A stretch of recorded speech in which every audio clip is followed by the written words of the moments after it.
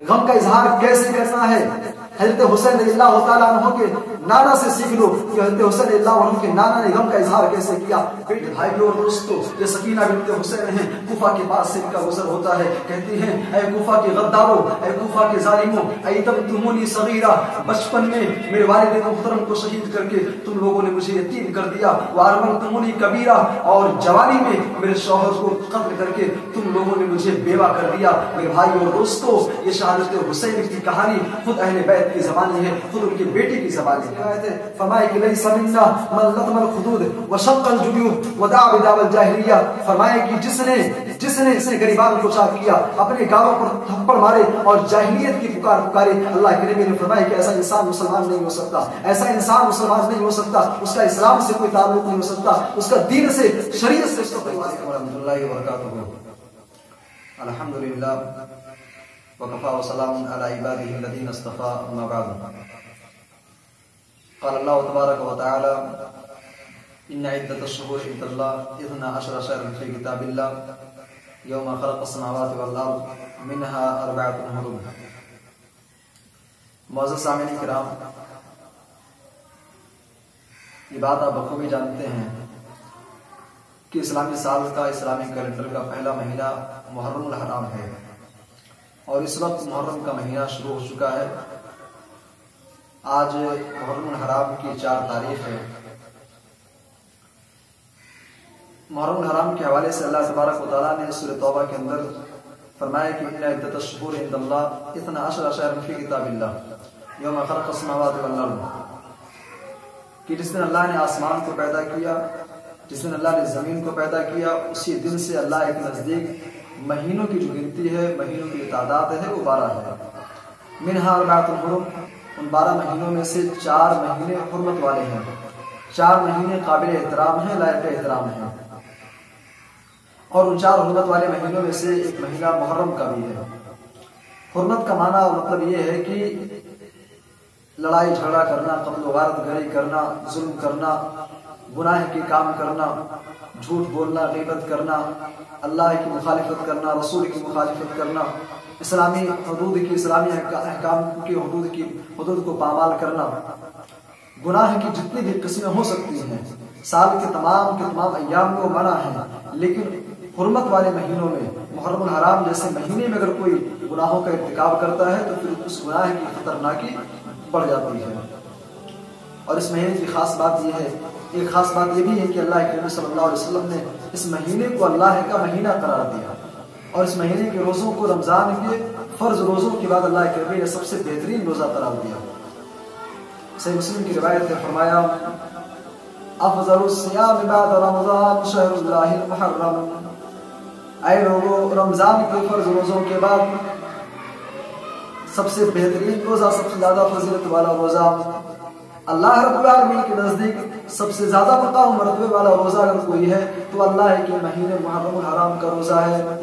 اور صحیح مسلم کی روایت میں آتا ہے سئل رسول اللہ صلی اللہ علیہ وسلم عن صیام یوم عاشوراء، اللہ کے نبی صلی اللہ علیہ وسلم سے عاشوراء کے روزے کے بارے میں سوال کیا گیا، 10 محرم الحرام کے روزے کے بارے میں آپ سے پوچھا گیا، آپ نے فرمایا یکفر السنۃ الماضیہ، فرمایا کہ 10 محرم الحرام کے روزے کا مقام یہ ہے کہ گزشتہ 1 سال کے گناہوں کا کفارہ ہے، پچھلے 1 سال کے گناہوں کو معاف کر دے گا۔ اور صحیح مسلم ہی کی روایت میں آتا ہے، حضرت عبداللہ بن عباس رضی اللہ تعالیٰ عنہ کہتے ہیں قدیم رسول اللہ صلی اللہ علیہ وسلم المدینہ، نبی کریم صلی اللہ علیہ وسلم مکہ سے ہجرت کر کے مدینہ تشریف لاتے ہیں، فوجد اليهود يصومون يوم عاشوراء، اللہ کے نبی صلی اللہ علیہ وسلم نے مدینہ کے اندر یہودیوں کو 10 محرم الحرام کا عاشوراء کے دن کا روزہ رکھتے ہوئے پایا۔ آپ نے فرمایا فسئلوا عن ذلك، یہودیوں سے سوال کیا گیا کہ یہودیوں تم محرم الحرام کا روزہ کیوں رکھتے ہو، تم 10 محرم کا عاشوراء کے دن کا روزہ کیوں رکھتے ہو؟ انہوں نے جواب دیا ھذا یوم النذیر، آج کا یہ دن بڑا ہی فضیلت والا ہے، بڑا ہی عظیم ہے، بڑی عظمت والا دن ہے، بڑی ہی مقام مرتبے والا دن ہے۔ انجى الله فيه موسى وقومه، آج کے دن اللہ نے حضرت موسیٰ علیہ السلام اور ان کی قوم بنی اسرائیل کو نجات دیا تھا۔ وغرق فرعون قومه، اور آج ہی کے دن فرعون اور اس کی قوم کو اللہ نے دریا میں ڈبویا تھا۔ فنحن نصومه تعظیما له، تو آج کے اس دن کی عظمت میں، اس دن کی تعظیم میں ہم اس دن کا روزہ رکھتے ہیں۔ اللہ کریم صلی اللہ علیہ وسلم نے فرمایا کہ فنحن احق واولی بموسیٰ منکم، اے یہودیوں تمہارے مقابلے میں ہم موسیٰ کے زیادہ حقدار ہیں۔ تم ان کے متبع ہونے کے، ان کے فرما بردار ہونے کے صرف دعوے کرتے ہو، ہمارا اور ان کا بڑا ہی گہرا کنیکشن ہے، ہم موسیٰ کے زیادہ حقدار ہیں۔ اللہ کے نبی صلی اللہ علیہ وسلم نے خود بھی روزہ رکھا اور صحابہ کرام کو بھی روزہ رکھنے کا حکم دیا۔ سامعین کرام، اور حضرت عبداللہ بن عباس رضی اللہ تعالیٰ عنہ سے مروی ہے کہ نبی کریم صلی اللہ علیہ وسلم اپنی زندگی کے آخری ایام میں، زندگی کے آخر ایام میں آپ صلی اللہ علیہ وسلم نے فرمایا کہ لئن بقیت الی قابل الناسومن التاسع، اے لوگوں اگر میں اگلے سال بھی زندہ رہا، آنے والے سال بھی اگر میں باحیات رہا تو میں 9 محرم کا بھی روزہ رکھوں گا۔ یعنی یہودیوں کی مخالفت کا اللہ کے نبی صلی اللہ علیہ وسلم نے حکم دیا کہ یہودی 10 کا رکھتے ہیں، تو ان کی مخالفت میں 9 کا اور 10 کا رکھتے ہیں۔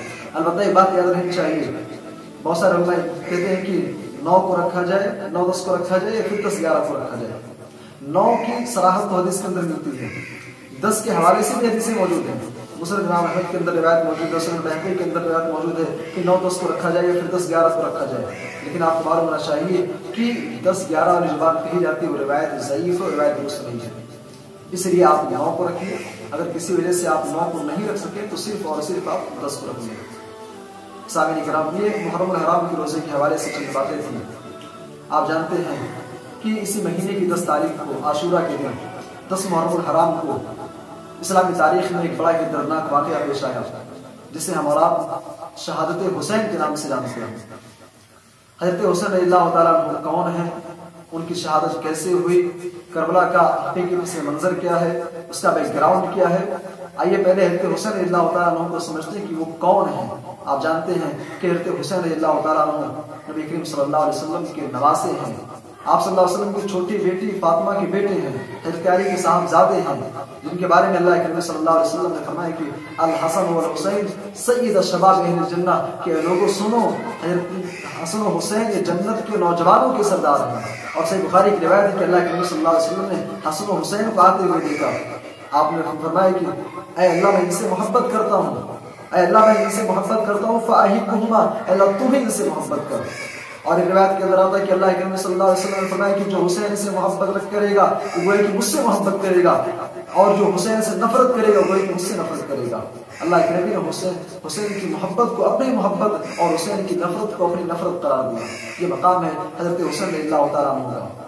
سامعین کرام، لیکن بڑے افسوس کی بات ہے کہ مقام اہل بیت کو پس پشت ڈال کر کے، حضرت حسین رضی اللہ عنہ کے مقام مرتبے کو بالائے طاق رکھ کر کے انہیں اسی مہینے کی 10 تاریخ کو دردناک طریقے سے شہید کر دیا گیا۔ آخر وہ واقعہ کیا ہے، اس کا پس منظر کیا ہے، اس کا بیک گراؤنڈ کیا ہے؟ آپ جانتے ہیں کہ شہادت حسین واقعہ کربلا سن 61 ہجری میں پیش آیا، اور واقعہ کربلا کو اگر سمجھنا ہے تو تاریخ کے واقعہ کربلا کے ہزاروں سال پیچھے آپ چلیے، وہاں سے اگر ہم بات کریں گے تو پھر بات اچھے طریقے سے سمجھ میں آئے گی کہ واقعہ کربلا کا حقیقی پس منظر کیا ہے، کون لوگ اس کے ذمہ دار ہیں، اور آج کن کو ذمہ دار ٹھہرایا جا رہا ہے۔ انشاءاللہ وہ سارے اشکالات، وہ سارے کے سارے جو اعتراضات ہوتے ہیں، ساری باتیں انشاءاللہ آپ کے سامنے ہوں گی۔ آپ جانتے ہیں دنیا کے اندر ایک قوم ہے جسے ہم یہود کے نام سے جانتے ہیں۔ یہودی یہ دنیا کی اتنی بدترین قوم ہے، اتنی بدبخت قوم ہے کہ اللہ نے ان کے بارے میں کہہ دیا قرآن حکیم کی دوسری سورہ، سورہ بقرہ، اللہ نے فرمایا ضربت علیہم الذلۃ والمسکنہ، یہودیوں کے اوپر اللہ رب العالمین نے ذلت و رسوائی کو مسلط کر دیا۔ یہ دنیا کے اندر کسی بھی گوشے میں چلے جائیں، کہیں پر بھی جا کر کے پناہ لے لیں، اللہ رب العالمین نے ان کے اوپر ذلت و رسوائی کو مسلط کر دیا ہے۔ دنیا کے اندر یہ کہیں پر بھی رہیں، کہیں پر بھی زندگی گزاریں، یہ در در کی ٹھوکریں کھائیں گے، ان کو مصیبتوں کا سامنا کرنا پڑے گا۔ بھائی اور دوستوں، یہ اتنی بدبخت قوم ہے، انبیاء کرام کی قاتل ہے یہ قوم۔ حضرت زکریا علیہ السلام جیسے پیغمبر کو انہوں نے قتل کر دیا، اور تو اور حضرت عیسیٰ علیہ السلام کے سولی کے ڈرتے تھے۔ خود ہمارے نبی صلی اللہ علیہ وسلم کو کئی مرتبہ ان یہودیوں نے قتل کرنے کی کوشش بھی کی، آپ جانتے ہیں کہ اللہ کے نبی صلی اللہ علیہ وسلم کو ایک مرتبہ کھانے میں زہر ملا دیا گیا تھا، اور زہر ملانے والی وہ ایک یہودیہ عورت تھی، ایک یہودی عورت تھی. اور اللہ کے نبی صلی اللہ علیہ وسلم سے بخاری کی روایت ہے، اما عائشہ سے کہتے ہیں، جاگنے کے عالم میں کہتے ہیں کہ عائشہ وہ یہودیہ عورت نے جو زہر میرے کھانے میں ملایا تھا، میں آج بھی اس کو فیل کر رہا ہوں، آج بھی محسوس کر رہا ہوں، اس کا اثر آج بھی مجھے محسوس ہو رہا ہے. اسی لیے علماء کرام کی جماعت کہتی ہے کہ اللہ کے نبی صلی اللہ علیہ وسلم نیچرل آپ کی ڈیتھ نہیں ہوئی ہے، آپ فطرتی طور پہ آپ کی موت نہیں ہوئی ہے، بلکہ آپ شہید ہیں. اس یہودی عورت نے آپ کے کھانے میں زہر ملایا تھا، اور اس کے اثرات مرض الموت میں اللہ کے نبی صلی اللہ علیہ وسلم نے محسوس کیا. اللہ کے نبی صلی اللہ علیہ وسلم مکہ سے مدینہ تشریف لاتے ہیں. مدینہ کے اندر یہودیوں نے اللہ کے نبی صلی اللہ علیہ وسلم کی زندگی کے آخری ایام تک صحابہ کرام کو برا بھلا کہنا، نبی کریم صلی اللہ علیہ وسلم کی شان میں گستاخی کرنا، اور حتیٰ کہ اللہ کے بارے میں انہوں نے ایسی بات کہی جب زکوٰۃ کے احکام مسائل نازل ہوئے. انہوں نے کہا کہ ان اللہ فقیر ونحن اغنیاء، یہ مسلمان کیسے رب کی عبادت کرتے ہیں، ان کا رب تو ہم سے زیادہ محتاج ہے، ان کے رب سے زیادہ مالدار تو ہم لوگ ہیں. تو نبی کی شان میں گستاخی کرنا، انبیاء کرام کو قتل کرنا، صحابہ کرام کو برا بھلا کہنا، اسلام کو مٹانے کی عین کوشش انہوں نے کی. لیکن اللہ کے نبی صلی اللہ علیہ وسلم کے دور میں آپ جانتے ہیں کہ مدینہ سے نکالے گئے، خیبر میں گئے، وہاں سے بھی نکالے گئے. اللہ کے نبی کی وفات کے بعد حضرت ابوبکر صدیق رضی اللہ تعالیٰ عنہ خلیفہ بنتے ہیں. حضرت ابوبکر صدیق رضی اللہ تعالیٰ عنہ 2 سال 3 ماہ 10 دن خلیفہ رہے. آپ کی زندگی میں فتنے رونما نہ ہوئے، یہودیوں نے کوششیں کی لیکن اپنی کوشش میں کامیاب نہ ہو سکے.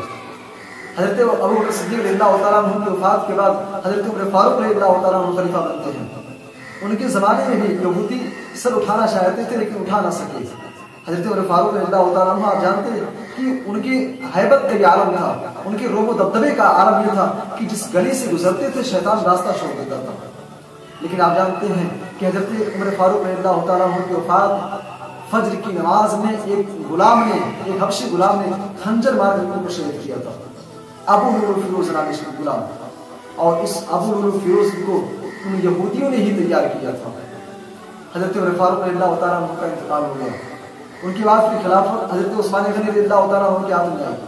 حضرت عثمان غنی رضی اللہ تعالیٰ عنہ کے ہاتھ میں خلافت آئی، تقریباً 6 سال تک بہت ہی شاندار رہا. لیکن اس کے بعد پھر یہودیوں نے ایک پلان تیار کیا.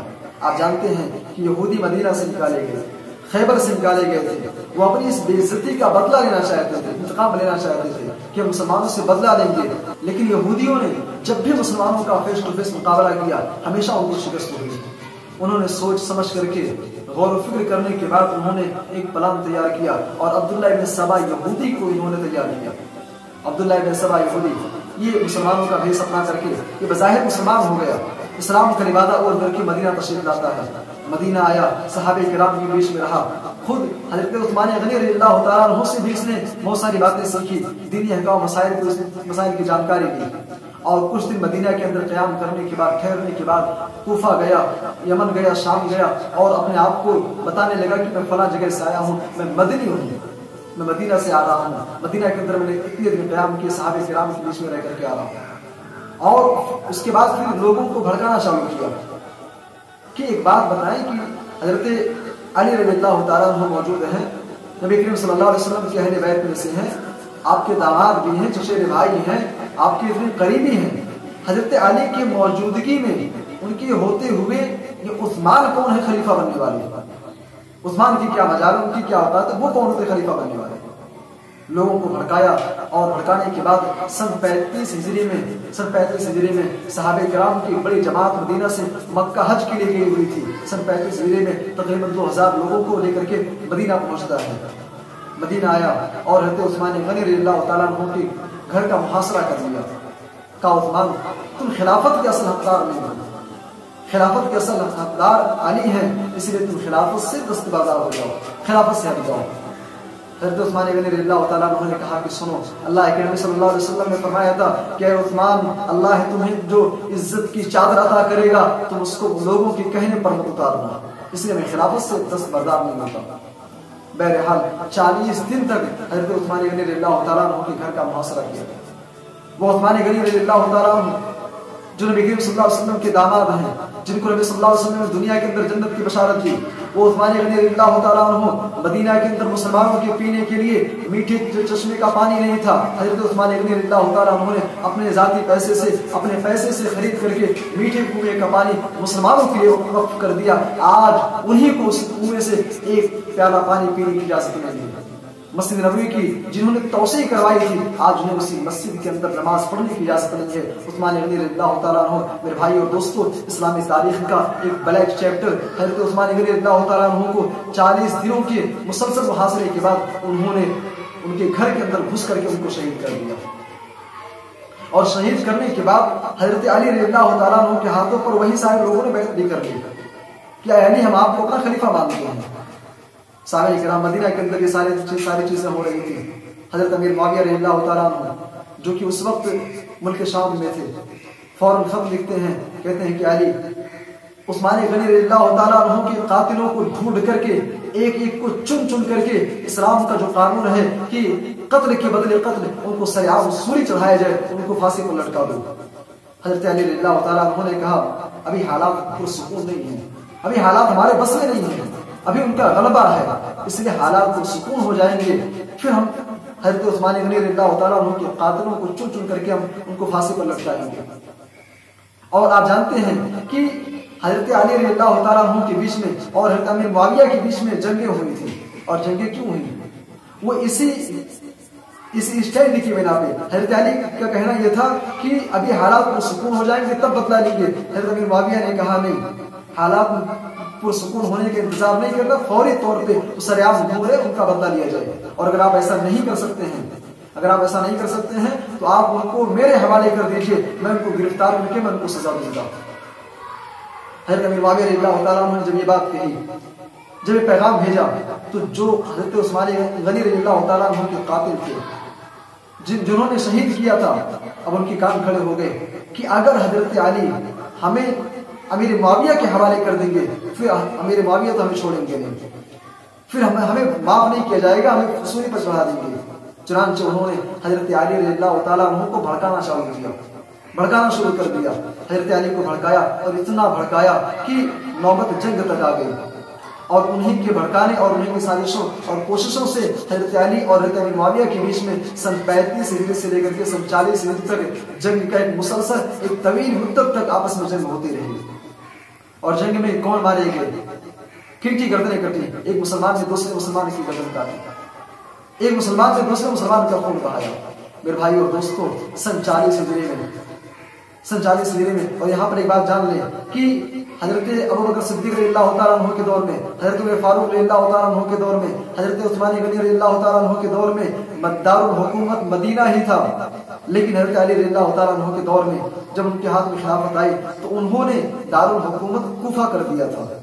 ان کو ایسا لگتا تھا کہ جو میرے معاون ہیں، جو میرے ہاتھ پر بیعت زیادہ کرنے والے ہیں، جو میری اصل طاقت وہ کوفہ کے اندر ہے، اس لیے انہوں نے دارالحکومت کوفہ کے اندر تبدیل کر دیا تھا۔ یہودیوں نے، سبائیوں نے، ان کوفہ کے بدماشوں نے آپس میں مشورہ یہ کیا کہ حضرت علی کو شہید کر دیا جائے، حضرت ابی معاویہ کو شہید کر دیا جائے، مغیرہ بن شعبہ رضی اللہ عنہ موجود تھے، ان کو بھی شہید کر دیا جائے۔ اور انہوں نے ایک پلان تیار کیا، پلان یہ تھا کہ فجر کی نماز میں تینوں حملے ایک دن ایک ساتھ ہونے چاہیے۔ حضرت علی رضی اللہ تعالیٰ عنہ کوفہ کی جامع مسجد میں نماز کے لیے نکلے، فجر کی نماز کے لیے۔ دیوار کی آڑ میں ایک شخص پہلے ہی سے وہاں پہ بیٹھا ہوا تھا، اس نے خنجر مار کر کے حضرت علی کو زخمی کیا، زخموں سے چور نالا کر کے حضرت علی رضی اللہ تعالیٰ عنہ بے ہوش ہو گئے، اور پھر اسی وجہ سے آپ کا انتقال ہو گیا، آپ شہید ہو گئے۔ ادھر شام میں حضرت امیر معاویہ رضی اللہ تعالیٰ عنہ کے ساتھ بھی یہ حادثہ پیش آیا۔ مغیرہ ابن شعبہ، اس دن ان کی طبیعت خراب تھی، انہوں نے اپنے غلام کو بھیجا کہ جاؤ فجر کی نماز پڑھا دو، ان کا غلام بھی شہید ہو گیا۔ میرے بھائی اور دوستو، تو سن 40 ہجری میں حضرت علی رضی اللہ تعالیٰ عنہ کی شہادت ہو گئی۔ اب ان کے بعد حضرت حسن رضی اللہ تعالیٰ عنہ کے ہاتھ میں خلافت آئی، حضرت حسن رضی اللہ تعالیٰ عنہ خلیفہ بنے، اور ان کی مدت خلافت جو ہے وہ تقریباً 6 مہینے رہی۔ اب وہی ساری یہودیوں نے، انہی سبائیوں نے، انہی بدماشوں نے جو اسلام کا لبادہ اڑے ہوئے تھے، انہوں نے حضرت حسن کو بھڑکانا شروع کیا کہ آپ میدان جنگ میں نکلیے، اپنے والد محترم حضرت علی کے قاتلوں کا بدلہ لیجئے، امیر معاویہ سے آپ جنگ کیجئے، اس نے آپ کے والد محترم کو قتل کیا ہے، بھڑکانا شروع کیا۔ حضرت حسین رضی اللہ عنہ کو خوب بھرا، اور نوبت یہاں تک آ گئی کہ حضرت حسن رضی اللہ تعالیٰ عنہ فوج لے کر کے میدان جنگ میں پہنچ گئے. کوفہ سے حضرت حسن رضی اللہ عنہ نکلے, ادھر شام سے امیر معاویہ رضی اللہ تعالیٰ عنہ نکلے, جنگ کے میدان میں پہنچ گئے ہیں.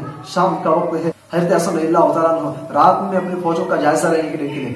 ایک خیمے میں آپ نے دیکھا کہ وہاں پہ کچھ لوگ باتیں کر رہے ہیں, کچھ وہاں پہ خسر خسر ہو رہی ہے. حضرت حسن رضی اللہ عنہ جب قریب جاتے ہیں تو آپ نے سنا کہ لوگ باتیں کر رہے ہیں کہ کل حضرت امیر معاویہ کی طرف سے ہو جائیں گے اور حضرت حسن کو شہید کر دیں گے. حضرت حسن سمجھ گئے کہ یہ لوگ اچھے نہیں ہیں. حضرت حسن رضی اللہ تعالیٰ عنہ کے کان کھڑے ہو گئے, فوراً وہاں سے آئے, امیر معاویہ رضی اللہ عنہ کو ایک خط لکھا کہ میں صلح کرنا چاہتا ہوں. اور جب صلح کی بات پھیلی تو پھر وہ لوگ جو یہ چاہتے تھے کہ مسلمان آپس میں لڑیں, ایک دوسرے کی گردنیں کاٹیں اور دھیرے دھیرے اسلام دنیا سے مٹ جائے, جو یہ سازشیں رچ رہے تھے, اب ان کے کان کھڑے ہو گئے کہ اگر اس صلح حضرت حسن رضی اللہ تعالیٰ عنہ نے صلح کر لیا. اور آپ جانتے ہیں کہ بعد میں انہی لوگوں نے, انہیں سبائیوں نے, انہی کوفہ کے غداروں نے حضرت حسن رضی اللہ تعالیٰ عنہ کو بھی زہر دے کر کے شہید کر دیا. میرے بھائی اور دوستو, حضرت حسن رضی اللہ عنہ کی شہادت کے بعد خلافت حضرت امیر معاویہ کے ہاتھ میں آ گئی. امیر معاویہ رضی اللہ تعالیٰ عنہ آپ جانتے ہیں کہ آپ دہاء العرب میں سے ہیں. دہاء العرب, عرب کے اندر 4 لوگ تھے جن کو بہت ہی دانشور, بڑا ہی ہوشیار, بڑا ہی عقل مند اور بہت ہی سیاستدان سمجھا جاتا تھا.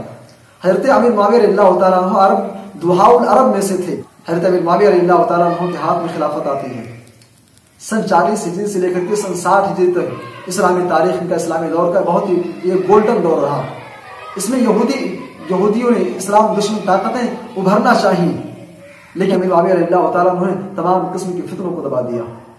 سن 51 ہجری میں حضرت امیر معاویہ رضی اللہ تعالیٰ عنہ نے مغیرہ بن شعبہ رضی اللہ عنہ سے مشورہ کیا, کیا مجھے دنیا سے ایسے ہی چلے جانا چاہیے یا میں اپنے بعد کسی کو اپنا خلیفہ نامزد کر کے جاؤں؟ مغیرہ بن شعبہ رضی اللہ عنہ نے مشورہ دیا کہ آپ اپنے بعد کسی کو خلیفہ نامزد کر دیجیے. لیکن بڑا پیچیدہ مسئلہ تھا کہ خلافت کے لیے کسے نامزد کیا جائے. اگر مکہ میں سے کسی کو کیا جاتا پھر مدینہ والے ماننے کو تیار نہیں, مدینہ سے کسی کا انتخاب ہوتا تو پھر کوفہ والے ماننے کو تیار نہیں, کوفہ سے کیا جاتا تو پھر شام مدینہ کے ماننے کو تیار نہیں. بڑا پیچیدہ مسئلہ تھا. مغیرہ بن شعبہ رضی اللہ عنہ نے مشورہ دیا کہ آپ کہیں اور کے شخص کو خلیفہ بنانے کے بجائے آپ اپنے خاندان میں سے, اپنے گھرانے میں سے کسی کو بنا دیجیے. انہوں نے اشارہ کیا کہ آپ نے بعد یزید کو, اپنے بیٹے یزید کو آپ خلافت کے لیے نامزد کیجیے. حضرت امیر معاویہ رضی اللہ تعالیٰ عنہ نے لوگوں سے مشورہ کیا, شام والوں سے مشورہ کیا, کوفہ والوں سے مشورہ کیا, عراق والوں سے مشورہ کیا, مکہ مدینہ والوں سے مشورہ کیا. 99% لوگ یزید کی خلافت سے راضی تھے کہ آپ اپنے بعد یزید کو خلیفہ بنائیں گے, اس سے راضی ہیں. تقریباً 2 لوگوں نے یا 4 لوگوں نے اس سے انکار کیا. 4 لوگوں نے کہا کہ ہم یزید کی خلافت سے راضی نہیں ہیں, ہم اس کے ہاتھ پر بیعت نہیں کریں گے. ان میں سے ایک حضرت حسین رضی اللہ تعالیٰ عنہ تھے, ان میں تھے عبداللہ ابن عمر, عبداللہ ابن زبیر اور اس طریقے سے عبد الرحمن ابن ابی بکر. ان 4 لوگوں نے اس کی مخالفت کی. بہرحال سن 60 ہجری میں حضرت امیر معاویہ رضی اللہ تعالیٰ عنہ کا انتقال ہو گیا. اب باری آتی ہے یزید کی خلافت کی. یہ بات آپ جان لیں کہ امیر معاویہ رضی اللہ عنہ نے اپنی زندگی ہی میں یزید کے ہاتھ پر لوگوں سے بیعت لے لی تھی, وہ اس کی خلافت کے لیے کافی تھا, لیکن اس نے دوبارہ لوگوں سے بیعت لینی شروع کی.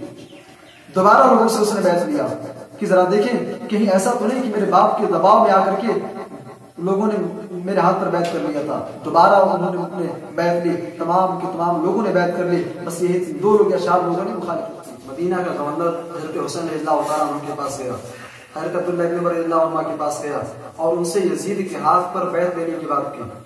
انہوں نے کہا کہ ہم کل عوام کے سامنے, تمام لوگوں کے سامنے ہم بیعت کریں گے. لیکن رات ہی میں حضرت حسین رضی اللہ تعالیٰ عنہ اور حضرت عبداللہ ابن عمر رضی اللہ عنہ دونوں کے دونوں مدینہ سے مکہ تشریف لے گئے. مدینہ سے چھوڑ کر کے مکہ پہنچ گئے.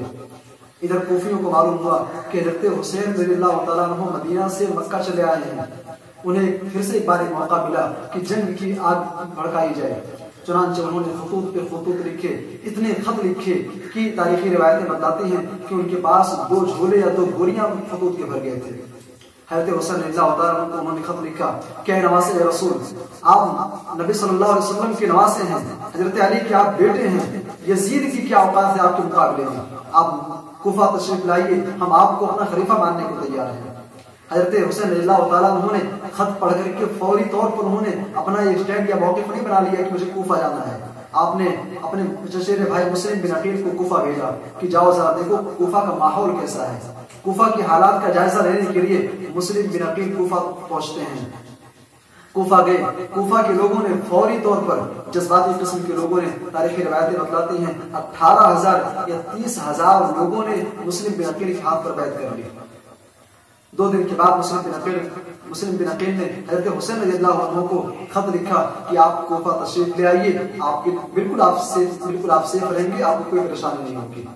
حضرت حسین رضی اللہ تعالیٰ عنہ ذی الحجہ کو مکہ سے نکلتے ہیں, اور آپ کو معلوم ہونا چاہیے کہ حج کا زمانہ تھا. کوفہ سے جو لوگ حج کے لیے مکہ گئے ہوئے تھے ان میں سے 50 لوگ, 50 کوفی, 50 اوباش وہاں پر ٹھہر گئے, وہاں پر رکے رہے. سن 10 ذی الحجہ کو جب حضرت حسین رضی اللہ تعالیٰ عنہ مکہ سے کوفہ کے لیے روانہ ہوتے ہیں تو 50 اوباش بھی آپ کے ساتھ تھے. مکہ سے نکلتے ہیں. مکہ اور کوفہ کے درمیان تقریباً 1500 کلومیٹر کا فاصلہ ہے. 1 مہینہ سفر طے کرنے کے بعد 10 محرم الحرام کو مقام قادسیہ میں پہنچتے ہیں. مقام قادسیہ میں جب پہنچتے ہیں تو کوفہ کے گورنر عبید اللہ ابن زیاد کی طرف سے, عبید اللہ ابن زیاد کا جو فوجی دستہ تھا وہ مقام قادسیہ میں آ کر کے حضرت حسین رضی اللہ تعالیٰ عنہ اور ان کے ساتھ جتنے لوگ تھے سب کو وہاں پہ روکتا ہے. حضرت حسین رضی اللہ عنہ سے پوچھا گیا کہ آخر آپ کہاں جا رہے ہیں؟ حضرت حسین رضی اللہ عنہ نے کہا کہ میں کوفہ جا رہا ہوں, کوفہ کے لوگوں نے مجھے بلایا ہے, وہ مجھے اپنا خلیفہ مانتے ہیں, میں یزید کے ہاتھ پر بیعت نہیں کروں گا. سامعین کرام, اور ادھر یزید کو معلوم ہوا, یزید کو خبر ملی کہ کوفہ کے اندر میرے خلاف بغاوت ہو رہی ہے. اس نے فوری طور پر نعمان ابن بشیر جو وہاں کے گورنر تھے ان کو چینج کر کے, ان کو تبدیل کر کے, ان کو خلافت, ان کو گورنری سے دستبردار کر کے عبید اللہ ابن زیاد کو گورنر بنا کر کے بھیجا. عبید اللہ ابن زیاد بڑا ہی سخت قسم کا آدمی تھا. کوفہ پہنچتا ہے. کوفہ کی پارلیمنٹ میں اس نے ایک اسپیچ دی, کہا کہ یزید کے خلاف جو بغاوتیں ہو رہی ہیں اگر مجھے اس کا نام پتہ چل گیا تو پھر اس کی گردن ہوگی اور میری تلوار ہوگی. عبید اللہ ابن زیاد نے جب اتنی بات کہی, ایک جملہ اس نے کہا تو جتنے سارے لوگوں نے, تقریباً 30,000 لوگوں نے مسلم بن عقیل کے ہاتھ پر بیعت کی تھی, سارے کے سارے لوگ پیچھے ہٹ گئے. سارے کے سارے لوگ اپنے گھروں کے اندر گھس گئے. مسلم بن عقیل کوفہ کی گلیوں میں تنے تنہا بے سہارا ان کو چھوڑ دیا گیا. بالآخر وہ شہید کر دیے گئے. اپنی شہادت سے پہلے مسلم بن عقیل نے ایک خط لکھا حضرت حسین رضی اللہ عنہ کے نام پہ کہ آپ کوفہ تشریف مت لائیے, یہ کوفہ کے اوباش ہیں, یہ غدار ہیں, یہ آپ کے ساتھ دھوکہ دیں گے, یہ آپ کے قتل کے در پہ آ جائیں گے, آپ یہاں پر تشریف مت لائیے, آپ کے لیے سیف جگہ نہیں ہے. مسلم بن عقیل رضی اللہ تعالیٰ عنہ کا وہ خط حضرت حسین رضی اللہ عنہ کو مقام قادسیہ سے ملتا ہے. جب حضرت حسین رضی اللہ عنہ کو حضرت مسلم بن عقیل کا وہ خط ملا, حضرت حسین رضی اللہ تعالیٰ عنہ نے فوراً اپنا راستہ تبدیل کر لیا. فوراً انہوں نے اپنی جو رائے تھی کو انہوں نے تبدیل کر لیا اور کہا کہ میں دمشق میں یزید سے ملنے کے لیے جا رہا ہوں. اور جب کوفہ کے اوباشوں کو معلوم ہوا, جب ان کو خبر ملی کہ حضرت حسین کوفہ آنے کے بجائے وہ دمشق یزید سے ملنے جا رہے ہیں, تو جو 50 اوباش وہاں پر تھے اس کے علاوہ 200 اوباش, 200 سبائی کوفہ سے اور آ گئے, اور سارے کے سارے 250 کی تعداد میں حضرت حسین رضی اللہ تعالیٰ عنہ کے ساتھ میں تھے. اور انہوں نے حضرت حسین رضی اللہ عنہ سے مطالبہ کیا کہ جو خطوط آپ کے پاس ہیں خطوط ہمارے حوالے کر دیجئے اور کوئی دقت کی بات نہیں ہے. حضرت حسین رضی اللہ تعالیٰ عنہ نے اس بات کو اتنا دھیان نہیں دیا. کوفہ کے اوباشوں کو معلوم تھا کہ اگر یہ خطوط حضرت یزید کے پاس پہنچ گئے, یزید کے پاس اگر پہنچ گئے تو پھر ہماری خیر نہیں ہے. بہرحال وہ قافلہ جو کوفہ جا رہا تھا, کوفہ جانے کے بجائے اب دمشق کے راستے پہ چل پڑا. دمشق کے راستے پہ کربلا کا میدان پڑتا ہے. کربلا کے میدان پہ انہوں نے پڑاؤ ڈالی. کوفہ کے جو 250 اوباش تھے حضرت حسین رضی اللہ عنہ کے ساتھ میں, ان کے پاس ہتھیار تھے. یہ عبید اللہ ابن زیاد کے فوجی دستے نے حضرت حسین رضی اللہ عنہ سے پوچھا کہ کون لوگ ہیں؟ انہوں نے کہا سب اپنے لوگ ہیں. عبید اللہ ابن زیاد کے فوجی دستے نے کہا کہ ان کے ہتھیار ضبط کر لینے چاہیے. حضرت حسین رضی اللہ عنہ کا کوئی بات نہیں, سب اپنے لوگ ہیں. جب کربلا کے میدان میں پڑاؤ ڈالتے ہیں, رات میں اپنے اپنے خیمے میں سب چلے جاتے ہیں, تو کوفہ کی اوباش خطوط کی تلاش میں نکلتے ہیں کہ اگر خطوط یزید کے پاس پہنچ گئی پھر ہماری خیر نہیں ہے. وہ خطوط اپنے قبضے میں لینا چاہتے تھے. حضرت حسین رضی اللہ عنہ کے خیمے پر انہوں نے حملہ کیا. حضرت حسین رضی اللہ تعالیٰ عنہ کو شہید کر دیا. ان کے اہل خانہ میں سے جتنے لوگ تھے ان کو شہید کر دیا. اور خطوط تلاش کرتے کرتے کرتے جب ان کو خطوط نہیں ملے تو انہوں نے خیموں میں آگ لگا دی. ادھر عبید اللہ بن زیاد کے فوجی دستے کو جب معلوم ہوا کہ آخر معاملہ کیا ہو رہا ہے, وہ سمجھ گئے. فوراً انہوں نے 250 اوباشوں پر حملہ کر دیا. سامعین کرام, یہ سارا کا سارا معاملہ رات میں پیش آیا. اور ان 250 باشوں میں تقریباً 60 کے قریب لوگوں کو عبید اللہ بن زیاد کے فوجی دستے نے قتل بھی کر دیا۔ سامعین کرام، تو یہ کربلا کا یہ مختصر سا واقعہ ہے۔ عبید اللہ بن زیاد کے فوجی دستے نے حضرت حسین رضی اللہ عنہ ان کے جو بچے تھے، سکینہ تھی اور ان کے جو بیٹے تھے، وہ دمشق لے جایا گیا۔ یزید کے پاس وہ بطور مہمان وہاں پہ ٹھہرے۔ سامعین کرام، تو یہ کربلا کی حقیقت ہے۔ لیکن آج ہمارے معاشرے میں، ہمارے ذہن و دماغ میں یزید کے خلاف کربلا کے حوالے سے جو باتیں بیٹھا دی گئی ہیں، کہا جاتا ہے کہ حضرت حسین رضی اللہ تعالیٰ عنہ کو شہید کر کے، ان کی گردن کاٹ کر کے ان کو گردن کو یزید کے پاس لے جایا گیا اور اس کمبخت یزید نے ان کی گردن پر چھڑی سے ان کے ہونٹ پہ مارا اور ان کو لعن طعن کیا۔ میرے بھائی اور دوستو، حافظ ابن کثیر رحمہ اللہ البدایہ والنہایہ کے اندر لکھتے ہیں کہ جب یزید کو حضرت حسین رضی اللہ تعالیٰ عنہ کی شہادت کی خبر ملی، وہ اتنا رویا ایسا لگتا تھا کہ اس کی جان نکل جائے گی، اور اس کو دیکھ کر کے پورا اہل شام چیخ پڑا۔ میرے بھائی اور دوستو، آپ جانتے ہیں یزید کون ہے؟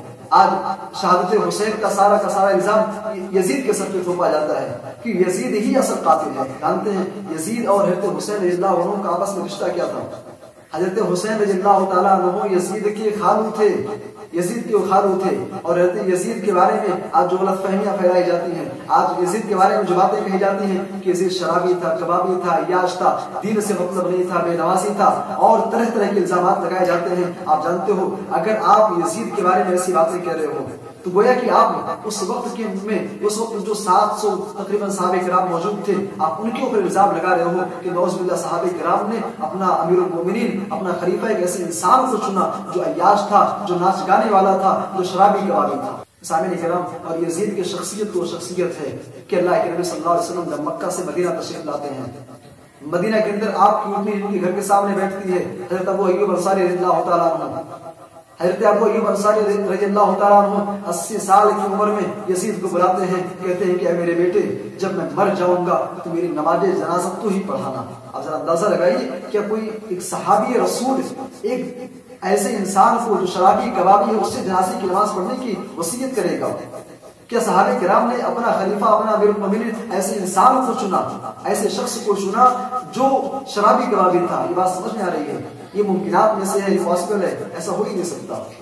سامعین کرام، اسی طریقے سے شہادت حسین کو لے کر کے، کربلا کے واقعے کو لے کر کے ایک اشکال بارہا پیش کیا جاتا ہے کہ حضرت حسین رضی اللہ تعالیٰ عنہ جنگ کے لیے نکلے، لیکن صحابہ کرام نے مدد نہیں کی۔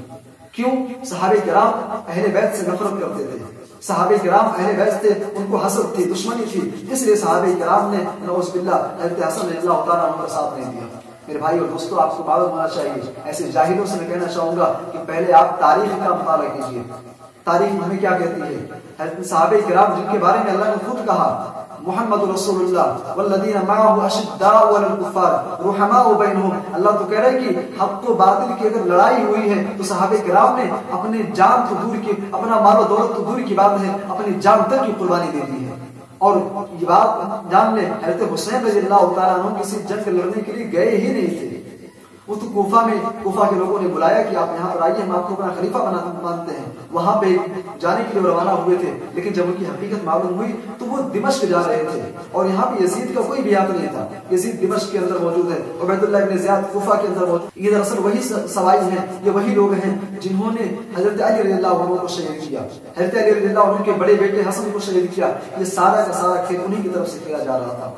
سامعین کرام، آج شہادت حسین کے نام پہ، آج واقعہ کربلا کے نام پہ ہمارے معاشرے میں بہت ساری بدعات، بہت ساری خرافات پائی جا رہی ہیں۔